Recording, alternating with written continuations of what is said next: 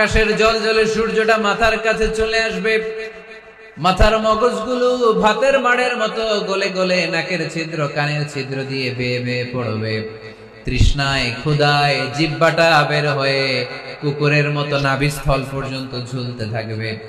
জমিনটারে তামার জমিন বানিয়ে দেয়া হবে। সবাই শুধু বলবে ইয়া নাফসি ইয়া নাফসি, আল্লাহ তুমি আমারে বাঁচাও।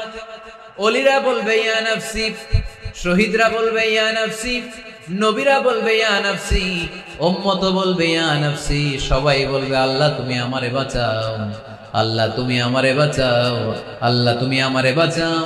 ঠিক ওই মুহূর্তে বিশ্ব নবী প্যারা নবী মাকামে মাহমুদে সিজদায় পড়ে কাঁদবে।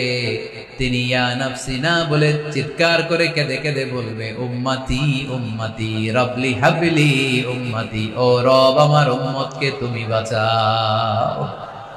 পুরো কিয়ামত জুড়ে চিৎকার ইয়া নাফসি আল্লাহ আমারে বাঁচাও। বিশ্বনবী বলবে ইয়া উম্মতি আল্লাহ উম্মতরে বাঁচাও। সুবহানাল্লাহ পড়বেন না? বিশ্বনবী মাথা তুলবেন না। রব্বুল আলামিন সাইয়েদনা জিবরাইল আলাইহিস সালামকে পাঠাবেন, জিবরাইল যাও নবীকে জিজ্ঞেস করো ইয়া নবী আল্লাহি মা ইউবকি, কেন আপনি কাঁদেন? বিশ্বনবী মাথা তুলবেন না, সিজদারত অবস্থায় উত্তরে বলবেন উম্মতি উম্মতি, আল্লাহ আমার উম্মতের কি হবে আপনি বলেন, আমার উম্মতরে আপনি বাঁচান। সাইয়েদনা জিবরাইল এসে বলে ও মাবুদ আপনার নবী বলে উম্মতের কি হবে, উম্মতের কি হবে? আল্লাহ বলেন জিবরাইল আমার নবীরে যে বলো ইন্না সানুরদিকা ফি উম্মাতিক ফালা নাসু, আমি আমার নবীর দুনিয়ার বুকে যখন মন খারাপ ছিল তখন যেমনি মন ভালো করে দিয়েছি, আজকেও আমার নবীর উম্মতের ব্যাপারে এমন একটা ঘোষণা আমি দেব, এই ঘোষণা শুনে আমার নবী খুশি হয়ে যাবে। সারা দুনিয়াতে দুনিয়ার বুকে নবী যখনই পেরেশান, নবীর মন খারাপ, আমি যেমনি মন ভালো করে দিয়েছি, আজকেও এই কিয়ামতের ময়দানে নবীকে এমন ঘোষণা শোনাবো, এই ঘোষণা শুনে আমার নবী খুশি হয়ে যাবে। চিল্লায় পড়তে হবে আল্লাহু আকবার।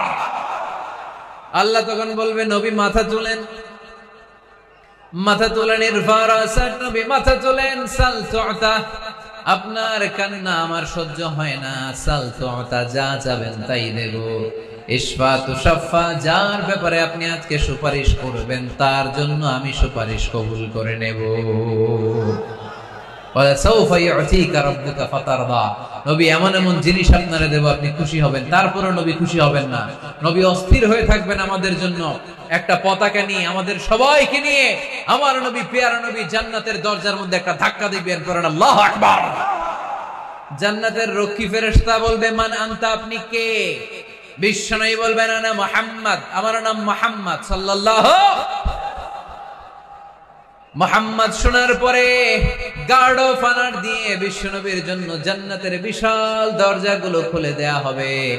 আর জান্নাতের ফেরেশতারা বলবে নবী গো, জান্নাত সৃষ্টির পর থেকে আজ পর্যন্ত আমরা দাঁড়িয়ে আছি, কবে আপনি জান্নাতে ধাক্কা মারবেন আর আপনার জন্য জান্নাতের দরজা খুলে দেব।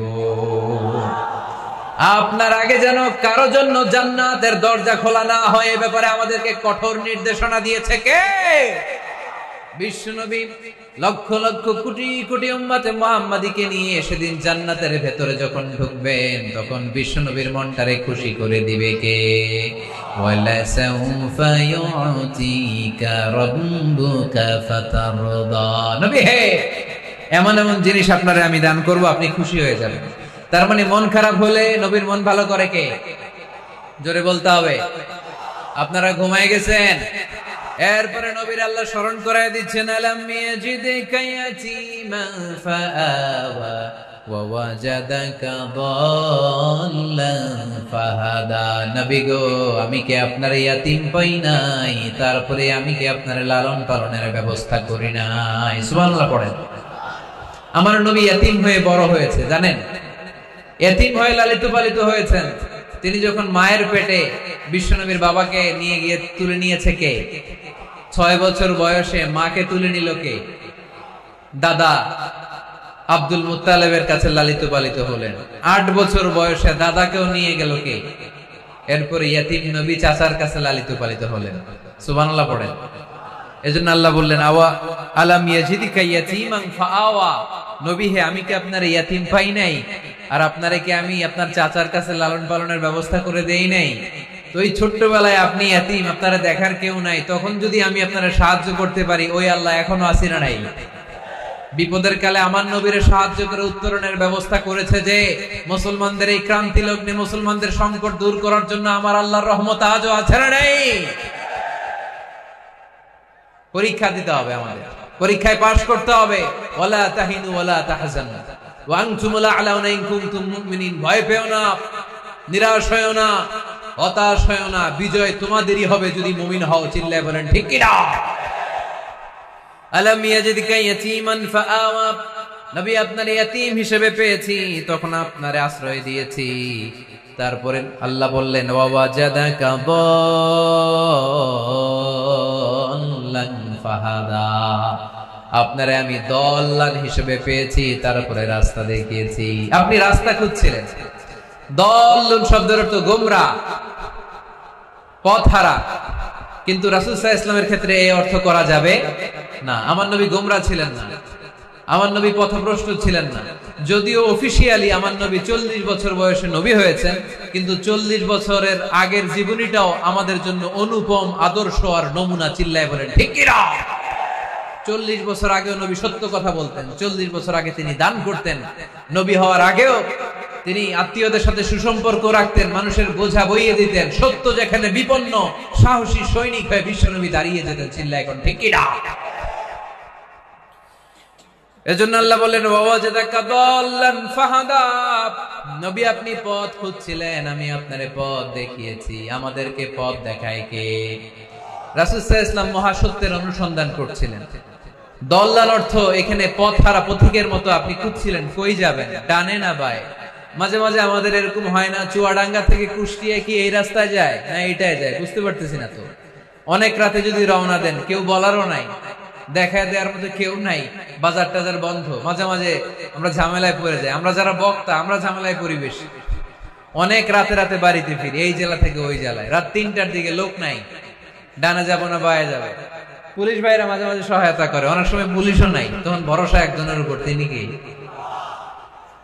তো রাসূল সাল্লাল্লাহু আলাইহি ওয়াসাল্লাম সত্যের পথ খুঁজছিলেন, ডানে না বায়ে?